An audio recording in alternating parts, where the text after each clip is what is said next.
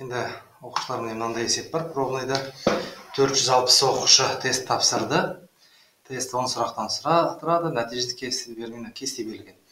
Осы мәліметтер үшін жиілік полигон. Жиілік полигон дегеніміз мынау как раз оқушылардың саны 5 оқушы, 10 оқушы, 20 оқушы деген сияқтылар ғой.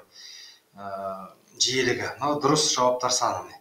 Осы екеуін теңестіремін. 0 мен 5. Мысалға 0 вообще ешқандай оқушы тапсыра алмаған 5. Ол примерно мына жерде. 20 болатын болса, соның жартысы, соның жартысын жартысы.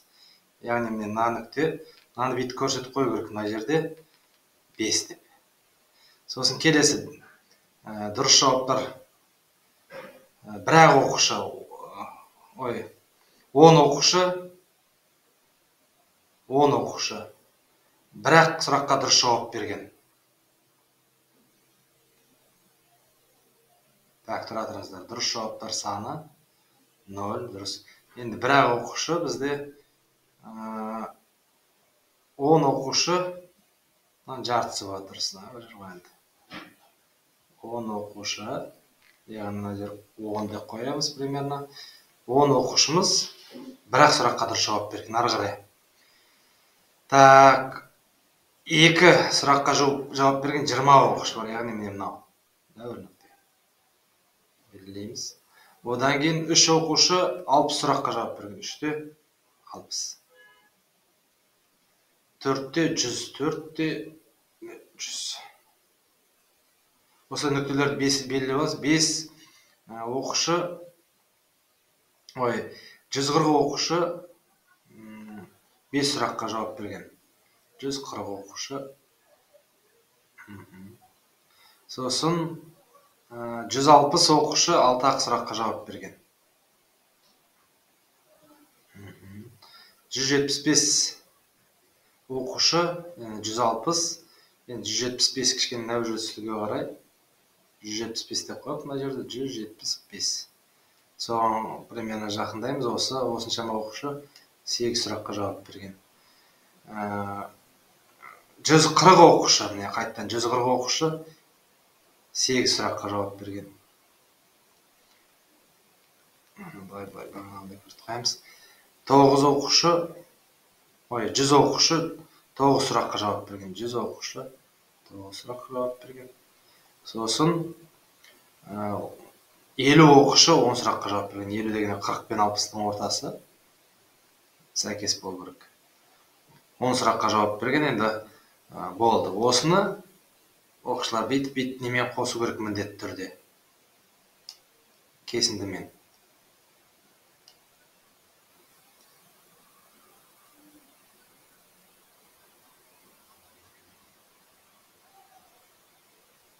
Яғни мен нүктелерімді қарамаңыздар сіздер. Hoppa.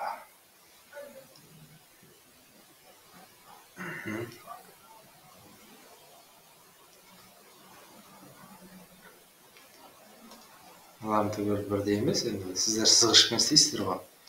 Сондықтан міне, мынау балалар осы полигон деп аталады. Сонымен бұл, по-моему, 1 балдық есеп пе, 2 балдық есеп пе, қазір қарамадым. Осылай болады. Бірінші сұрағы біз жауап бердік. Енді оқушылардың көрсеткен дұрыс жауаптар санының орташа мәнін табыңдар. Енді орташа мәнін обычно x звездочкамен белгілейміз, немесе мю деп белгілейміз, разница жоқ. Мю орташа мәні.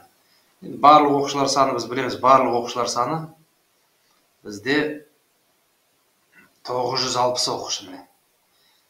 960, яғни бөлімде тұрады. Енді дұрыс жауап берген оқушы, дұрыс жауаптар саны 5 көбейту 0 плюс 10 оқушы бірақ сұраққа жауап берген. 20 оқушы 2 сұраққа жауап берген. 20 көбейту 2 плюс деп. Мыналарды былай айтқанда көбейте береміз. 3 көбейтілген 60 плюс 3 көбейтілген 60, 400-дегі 100, 400 дей салайық бірден. Плюс 500-дегі 140, 500, 600, 700. Плюс, көрсету керек 6 көбейтілген 160, 600, 960. Плюс 7 көбейтілген 175. Ол 7 көбейту 175. Так. Плюс 8 көбейтілген 140. Плюс 900. Плюс 50 дей салайық. Тең. Қанша шығады екен? Бұл жаққа жазайын тең. Так, 960 тұра берсін. 0 болып кетті. 10, 40, 40, 50. 50-ге 180-ді қосам. 50 плюс 180. 50 плюс 180. Так. Оған 400 қосам плюс 400. Оған 700 қосам плюс 700. Оған 960 қосам плюс 960. Оған